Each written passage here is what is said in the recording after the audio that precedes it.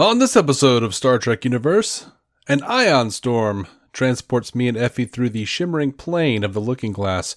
Show off those guns, bare that midriff, and break out your most hipsterish beard wax to give that goatee the shine it deserves. We're taking a look at the iconic, oft-imitated, perpetually satired but universally beloved parallel universe paragon, Mirror Mirror, right after these sanctimonious self-sacrificing statements from our mystery Halkins. Woo!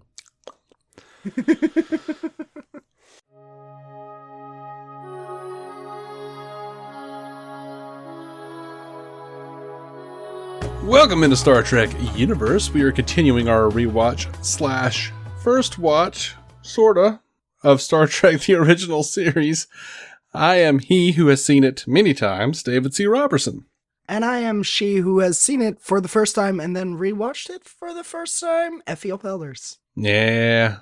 Okay. It happens. Yeah. But my guns are out, my midriff is exposed, we're ready. We're doing this again. We're doing it again. So what had happened was, we banked a bunch of episodes several months ago, and it kills me because this episode, the first time we recorded Mirror Mirror, our review for this was our 1 year anniversary doing this show together.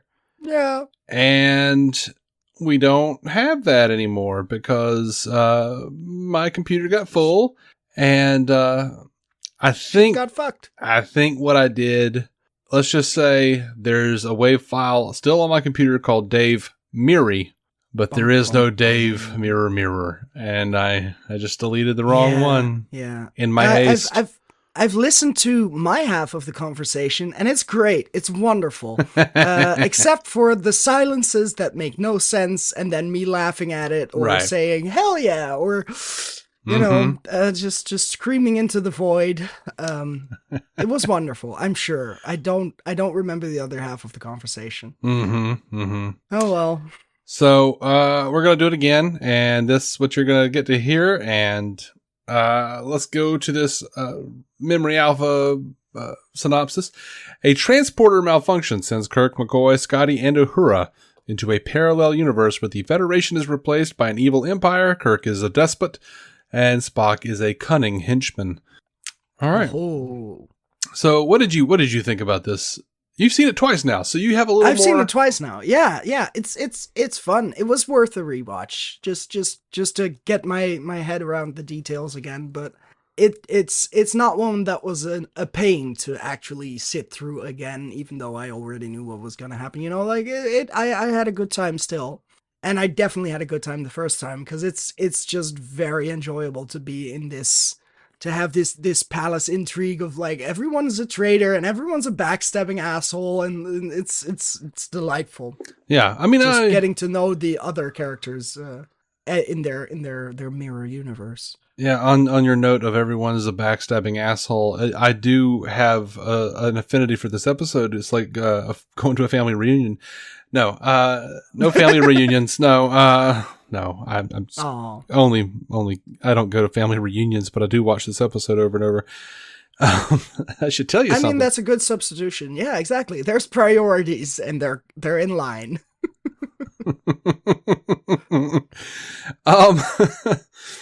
Yeah, I love this episode. I've watched this. Yeah. I've seen this. This is one of my most rewatched episodes, and I did not rewatch it for this recording. But you can dream it, so like you're fine. You'll be fine. I can pretty much just like recite it. So fair enough. I'll make the thunder sounds, and you do the opening scene, and right. You could take it by force, but we won't consider that. Anyway. Exactly. Yeah. Totally love this episode. The might too. Yeah. Yeah, absolutely. So, I think it's a neat, it's not the first time that, anybody has seen, a parallel universe story. I think the first one in science fiction is usually considered H.G. Wells' Men Like Gods. But I mean, obviously this is like what, 67? 68, something like that. So, I mean, before this episode, we had Flash of Two Worlds over in the comic books. And, right, yeah. I mean, kind of already... Everything's been done before. Everything's unoriginal. Who the fuck cares? It's fun.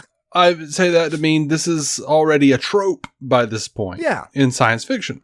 Of course. So, it might, is often heralded as, oh man, Mirror Mirror, like made everyone want to do this. Yes. Yeah, but also. Yeah. No, that's fair, because it is still a trope, but it might have grown a bit in that it's less fully we're the good guys, we're the bad guys, and total opposites. Like we're trying to sort of have more nuance in some of our multiverse stuff, where it's like, oh, this world is slightly different in this regard, or one thing changed and that changed everything. But it is it wouldn't be the first nor the last time we ever get to see like, oh, this world is full of Nazis, and that's just how it goes. That's a thing. We've seen that on the CW too. Speaking of Flash, yeah.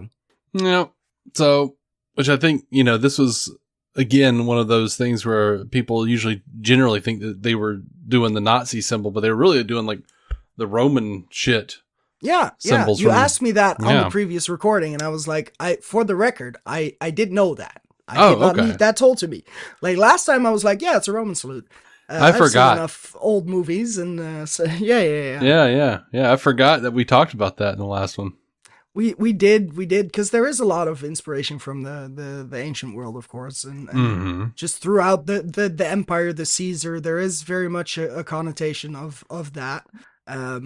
Which is also, I believe, why last time I brought up that Mirror Spock and Mirror Kirk are definitely fucking, because this is the ancient world and they're barbarians, so there's definitely gay sex. That's how that works. I don't remember us talking about it. I'm afraid I re-listened to my half of the conversation. I know we talked about that,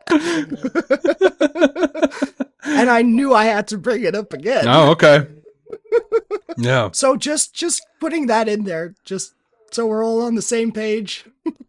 Yeah, I don't know that Mirror Kirk and Spock would get down just because they're probably too paranoid. I mean, yeah. Like I'm guessing if and when they get down, like at the same time, Marlena is behind the Tantalus field just in case Spock tries to backstab Kirk and needs to be taken out. Yeah. I think that's the actual she's at the control panel. Relationship there. She's totally cucking. She's like flicking the bean and watching. She's watching. But absolutely, she's having a good she's got her time, finger too. on a different button too, just waiting on Spock to pull some shit. That's why that's why God gave us two hands. One for the kill switch, one for the clit. Yeah, that's right. I'm pretty sure that's in Revelation somewhere, or Psalms. I don't know. Haven't read it in a while. I don't remember those passages.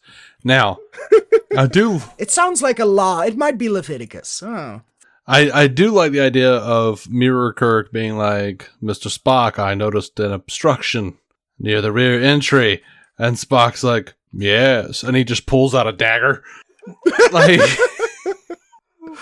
Oh boy, yeah. Yeah. There's a lot of daggers too. That also felt very, very Roman, very Caesar, very let's stab each other in the hallway and succeed each other by rank. It's just very fun that every time someone turns up, it's like, and I will now kill you to rise in rank, and it's just fun. It cannot function possibly as like a working system, but because if Kirk hadn't had the Tantalus field, like he'd have been killed by now. Like everyone's assassinating everyone apparently. Yeah. So it's really anyone's guess. Like Starfleet Command or whatever the Empire equivalent is. There was a name for it. Like the Terran Empire. Yeah, no, but they had the organization within that. Like Marlena was saying that Kirk was going for a seat at the consulate kind of table the thing. council. Something. The council of whatever. Yeah. They're all pretty vague about that. Exactly. But it feels like if the council were to like contact any ship, they would be like, and who am I speaking to who's in command today? Because it might be someone else. Mm-hmm. I don't... Commander Pike, I have new orders for... Kirk. Sorry. Yeah. I don't think that is too terribly common. that like it's common-ish, but I think like what we see in Mirror Mirror is an instance of Kirk is There has to be the opportunity. Kirk is acting weird. First of all, Chekhov might have set off a chain of events, and the Kirk's reluctance to punish him and put him to death or leave him in the agony booth made Spock go, the fuck? And yeah. So like I think there's like a series like that's got to give Sulu more of a reason to be like, oh, something's happening, and I don't like what Spock is in on it. So it's just like a chain of events where they're like each taking all these little like cues that like absolutely now's my time. Exactly. It is very much there's a pretense for assassination. I can now play my game and make it look like he killed you and you killed him and I'll be commander. And it's fun. It's fun. Mm-hmm. But it wouldn't have happened if Kirk hadn't been showing weakness. Right. I love the conversation between him and Marlena where she's he saying like, oh, I could go off and be with another captain or whatever, and he's like, you could, and she's like goes to slap him or whatever, like yeah. No, that comes after she says, I got used to being a captain's wife and I'll go through every man in the fleet again if I have to. Oh yeah, you could. And then he says you could, and that's like, dude. Yeah. That was rude. And he's like, I simply meant that you can do whatever you want. Yeah. Yeah, you could achieve all of your dreams and goals by sleeping with everyone. That's apparently how that society works too. Yeah. But she does have that agency of like, no, fuck, I rose through the ranks. I'll do it again. I'll use my sexuality if I have to, because that's apparently the way it works here. But that's clearly also, I don't know how Uhura got up to the bridge otherwise in this system, because it seems very much like, winning favors from commanding officers. And I don't know, Sulu is also expecting something, I guess. Yeah. I mean, he wants something out of Uhura for sure. Yeah, so it's not just rising through the ranks regularly, but I guess they are allowed to fulfill functions on the ship, which is, emancipation of some sort. Mm-hmm. Mm-hmm. It's an interesting empire, let's put it that way. I do think it is fun to have all of these people hamming it up, as it were. Oh, absolutely. Like they're having fun just acting weirdly out of character, but over the top evil is just it's done so well. They look so fun. Like it wouldn't have worked half as well if they hadn't looked fun. Yeah, and that's a tradition that continues on. Like even in the much less campy iterations of Star Trek, when they do a mirror episode, girl, they camp. They are they're over the top. They are so evil, so diabolical, mustache twirly. Yeah, that's just, but you have to, because there's no way to play it otherwise. And it has to have that, and that's the fun thing about this episode too. Just jumping to the ending, but like those seeds for like, oh, we'll do this again. This will eventually be nostalgic, and like I know in the decades since there will have been more story in this universe, and just the idea of Spock having now that seed grow in him of, no, it's illogical to just have the Empire exist now when it will eventually be overthrown anyway. I might as well fuck it up myself. That's just good shit. And to have Kirk be the seed for that, be like, consider that you can make real change. By the way, here's this weapon. Yeah. Also, this could just wipe out the entire council right now if you wanted to. So, I don't know. Yep. I dig it. But I love shit like, Spock telling Sulu, there are those who would avenge my death, and some of them are Vulcans. Like, ooh, yeah, you don't want to mess with that. Exactly, and we see that too, because the fight scene with everyone trying to fuck Spock up, he's stronger than everyone, and we know that, but it's always fun to see it, because he doesn't usually just fucking punch people against walls. Mm-hmm. And he's just flinging everybody across the room, and that's fun. There is some great cinematography in this episode. My favorite shot being Mirror Spock slowly pinning McCoy up against the wall and mind melding with him. Yeah, and yeah. Like the amount of Just sweat the on change McCoy. of lighting there, and looks great. Yeah, like McCoy's eyes, the fear, the sweat, everything is just perfect. Such a beautiful shot. Exactly, and it's necessary too because he might not be so inclined to agree with Kirk in the end if he hadn't seen the possibilities of a different world within McCoy's mind eye, I suppose. Yep. I mean, I dig it. I like the, one man cannot summon the future, but one man can change the present conversation. Yeah, it's somehow hopeful while being a campy let's be mustache twirlers episode. It has a lot of promise, and it's a fun concept just time and time again, so I'm glad they did it. Mm-hmm. And, it was far easier for you as civilized men to behave like barbarians than it was for them to behave like civilized men.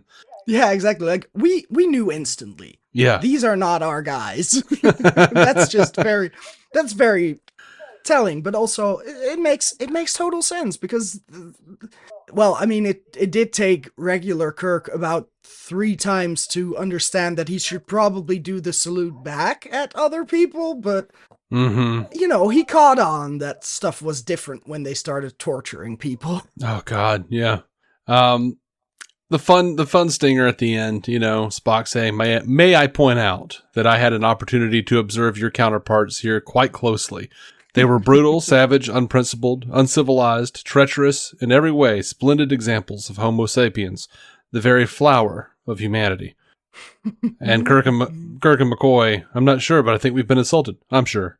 Yeah. Love it. Yeah. The banter was good. It was just full on let's insult each other in that conversation, but it works. It works. Yep. And there was little subtlety, but it wasn't necessary. There's so much in the episode though that like they don't get like overly heavy-handed with it, but there's so much to think about, like if things are slightly different, as it is with parallel universe stories. Like if things were slightly different, how might we be different? How might we act in a different environment? The nature versus nurture, all that crap. Exactly. It isn't so much a what if one thing went different in your life? It's just, what if you were born in Nazi Germany and they won the war? Like, if things you have no control over, but would you truly not be a Nazi? Mm-hmm. Like, most people would be Nazis. Yeah. That's just the way it goes. I mean, shit, even Superman worked for the Soviet Union when he crashed there instead of in Kansas, Exactly. Superman Red Son. If you haven't read that book, I Great book. highly recommend that one. Won't even turn you into a commie, and I'm saying that, so just reassuring the American listeners. Just they might not pick up a book with a hammer and sickle on it. Right? Jesus. Yeah. Be like, the fuck kind of woke shit is this? It existed. It's been out for a while. So much longer than that word. Please. It's just a fun what if. Calm down. Yeah. Calm down. Oh, it's great. Oh, that ending. Put your... We won't spoil anything. Right. But it's great. Put your American flag handkerchief with the eagle on it away. Jesus. I should probably get one of those when I come over. No. Just to have it. I should not. Look, I should not. It would be very, very much ironic. To be fair, unless they are just stumbling upon it, I don't think any of those people are listening anymore. Not to our show. That's fair. They would have left. They would have called me a commie by now. Come on, like yeah, probably. It wouldn't be unfair comparatively. So I get comparatively. I'm okay with it. Yeah. I'm less of an authoritarian commie. I'm more of a commie. Yeah. Let's go to trivia. Jerome Bixby based this episode very loosely on his own short story, One Way Street. In the original draft, Kirk traveled to the parallel universe alone, and the Parallel Universe Federation was battling a race called the Tharn. This name was later given to the leader of the Halcyon Council, although it is not spoken on screen.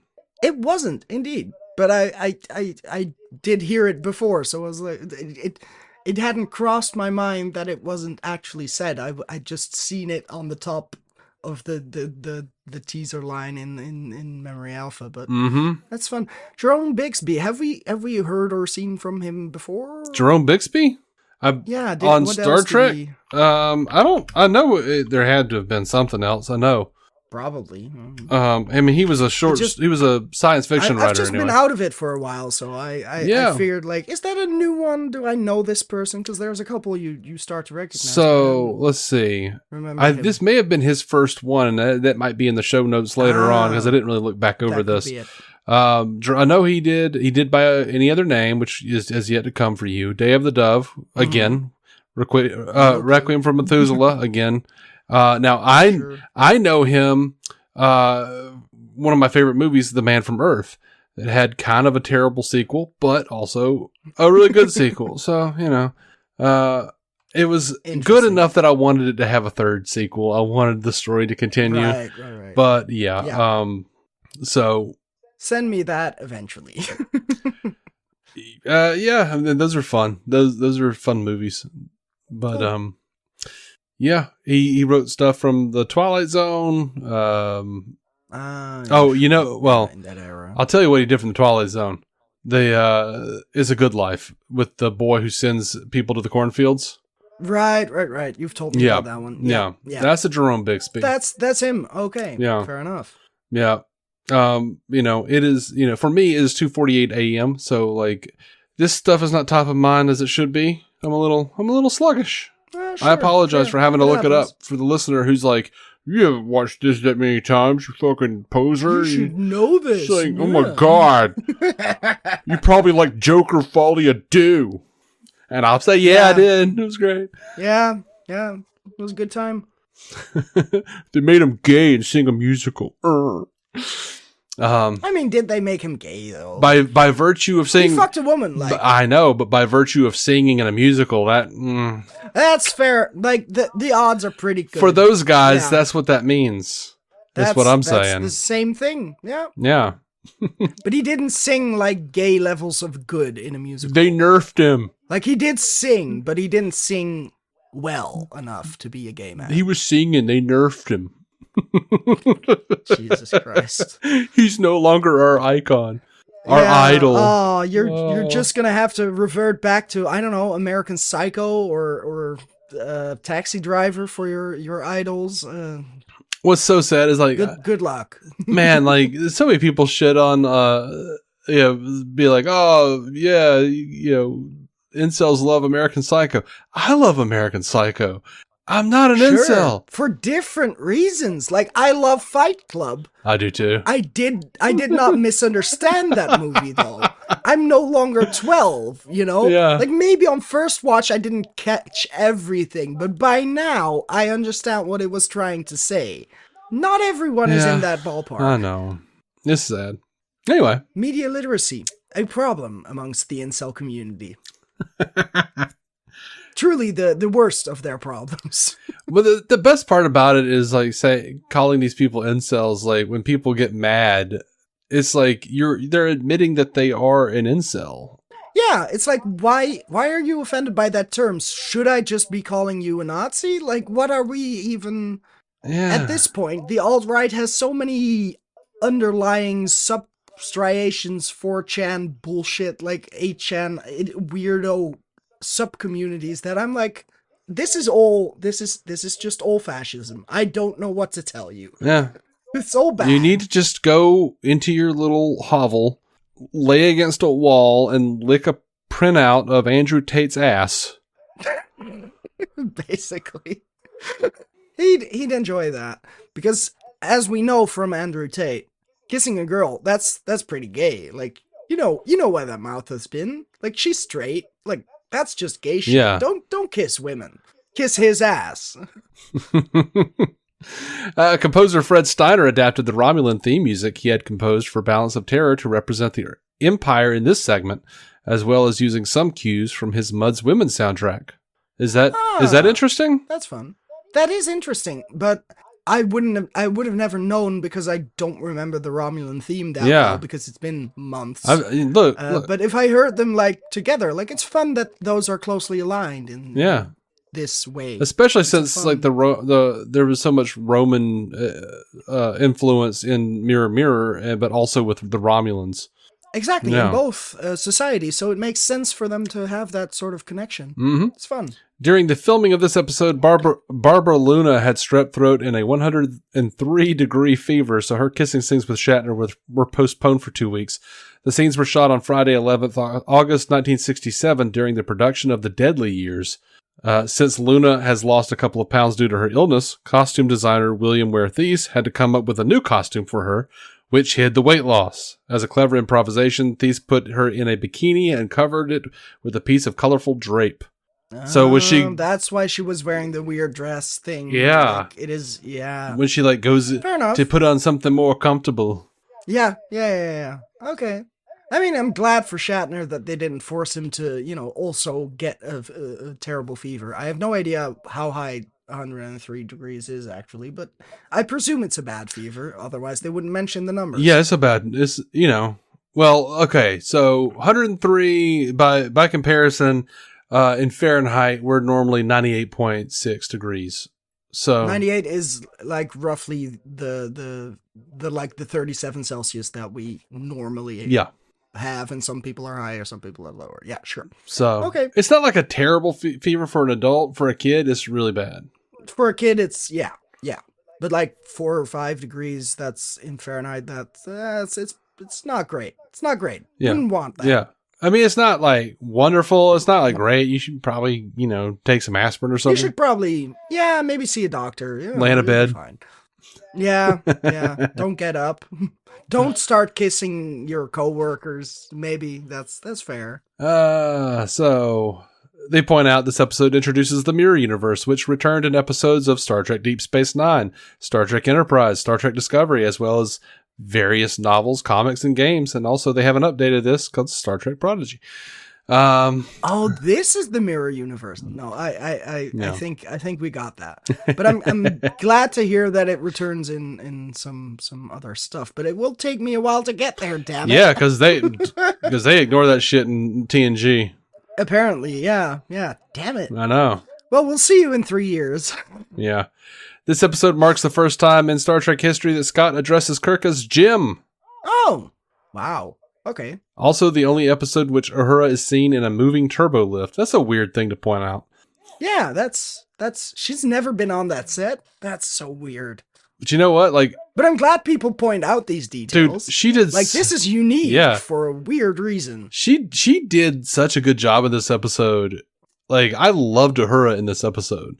Oh, absolutely. Michelle Nichols. She got something to do for once. She got something to do. She had to, other than sing, because that's happened before. But this time it was some acting where I was like, yeah, you're doing stuff. You're helping the mission. You're seducing really creepy emo-haired Sulu, and it was fun. It's a good time. Plus, it does. She even tried to fight for a second with Spock and got thrown against a wall. Stunt work, damn it. Yeah, man. And also, I mean, she's just a looker, dude.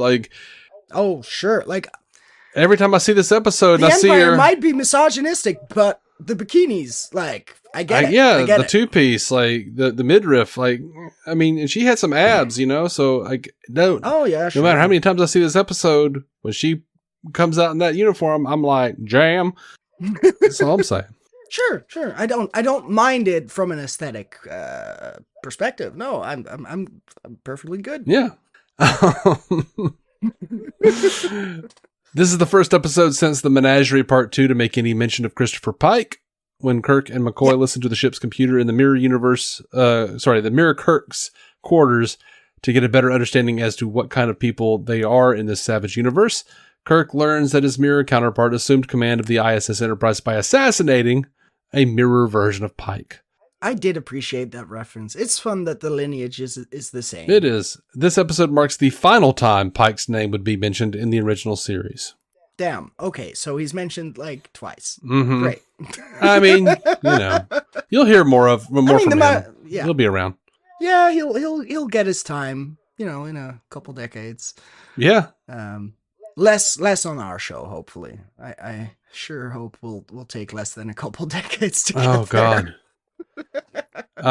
In Act 4, Kirk asks Mirror Spock how long it will be before the Halcyon prediction of galactic revolt is realized within the context of the aired episode. This is an unlikely question for Kirk to pose because there is no prior mention of the discussion of such a prediction. However, James Blish, the author who adapted most of the TOS scripts into stories in the late 1960s and 70s, and who often worked from early drafts of final shooting scripts, provides a clue to this missing discussion in his Mirror Mirror adaptation in Star Trek III. That's a book. After Tharn tells Kirk to preserve what we are, he continues, yes, perhaps someday your slave planets will all defy you, as we have done. When that comes, how will your starships be able to control a whole galaxy? That seems like a line that was missing, yeah. Yeah. I was instantly like, did I miss something in that conversation? Because Kirk just cut him off. Like, we're not having this discussion. I'm trying to buy you time. Mm-hmm. But that makes sense that there was a little bit more to that. Mm-hmm. Oh, well, cuts are made. Which, is okay. So let's see. Next little piece of trivia. Uhura and Marlena both show their navels in various scenes. You know, I was so focused on Uhura, I didn't even bring up Marlena, but she looked good too. Absolutely. I ain't trying to cut her. Yeah, no, we're not discriminating. They're both looking great. All of the bikinis are wonderful in this episode. It's yeah. This was considered controversial at the time. The crew reportedly distracted the crew. This is some horseshit right here. The crew distracted the observer from standards and practices with a long lunch while those scenes were being filmed, therefore being able to slip the navels past the censors. Well, we just gotta keep him off the set for a bit. Just quickly get these done. Yep.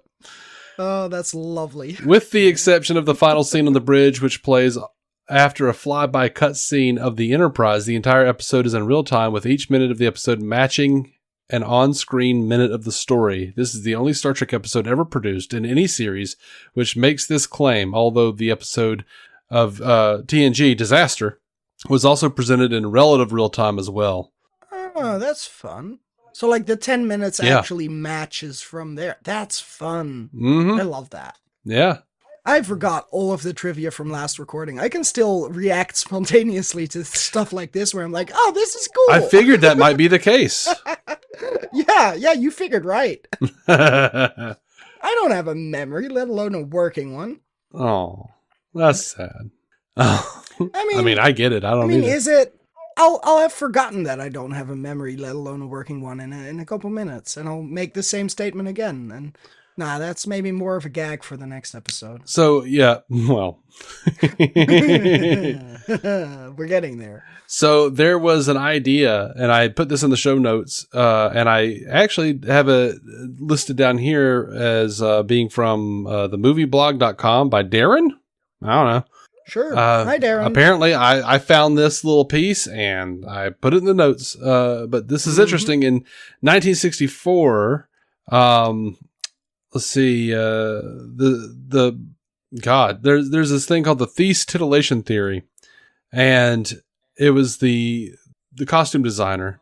And the theory is the degree to which a costume is considered sexy is directly proportional to how accident prone it appears to be.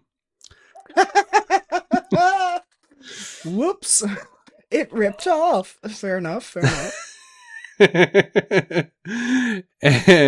So, you think of, apparently they point out here, a good example of this is the female android in the Star Trek episode, What Are Little Girls Made Of?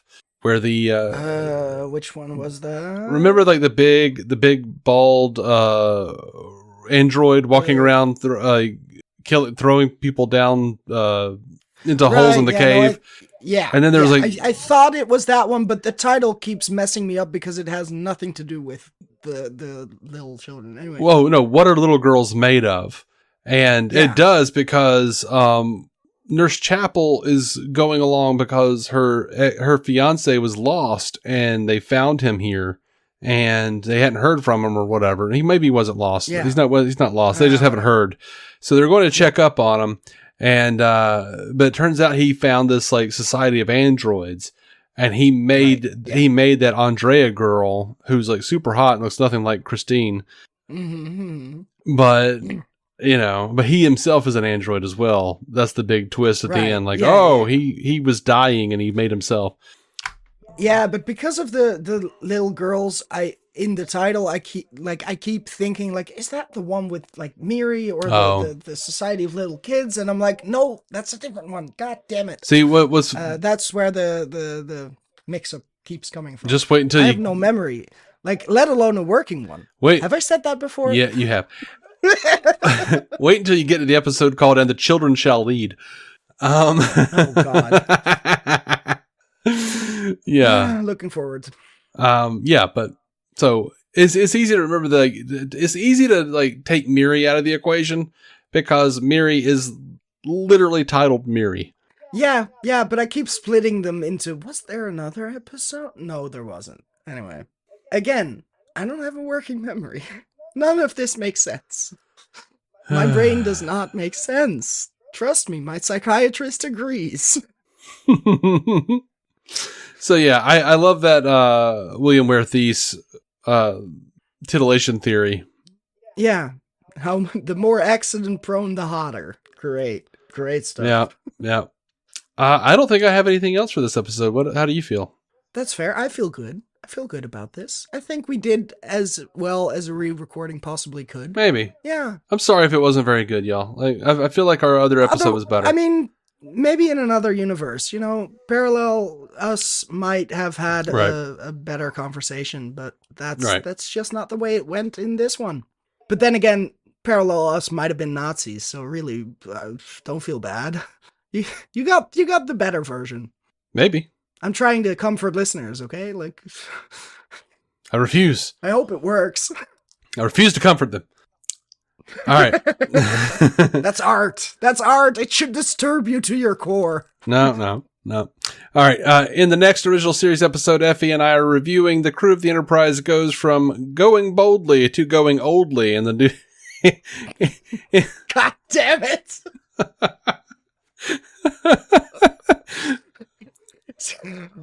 We'll be watching The Deadly Years. This is what happens when I don't see jokes coming. God damn it. Despite the fact that I've already told this one before. To you. I know, but I don't have a memory, let alone a working one. Bye. I hope you join us for The Deadly Years. Until then, Joe Lontrue, live long, prosper, and as always, eat that dick, people. Eat a dick. Thank you for listening to the Star Trek Universe Podcast, a Stranded Panda production.